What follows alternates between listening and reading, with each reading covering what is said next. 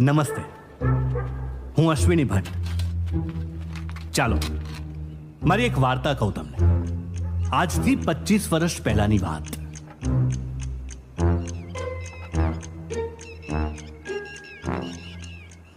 આ છે રગલો. સ્વભાવે બીકણ, આવડત ઓછી અને કરમનો કાંઠો. જન્મ્યો એ નાતમાં જેને લોકો ચોરોની નાત કહે છે. નોકરી કોઈ આપે નહીં ને ધંધામાં કોઈ હાથ ના મૂકવા. એટલે ચોરી કર્યા સિવાય બીજો કોઈ વિકલ્પ નહીં. પણ ચોરી કરતા બિચારાને આવડે નહીં. એટલે કાં તો માર ખાઈને આવે કાં તો જેલની હવા. અલ્યા રગલા, કોક વાર મોટો હાથ માર તો સમાજમાં તારું નોમ મોટું થાય અને તારી પૈણવા લાયક તણે સોડીઓનું ગોઠવાઈ જાય.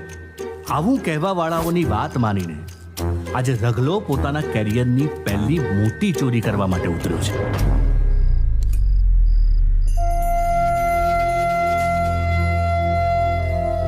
જય હનુમાનતા.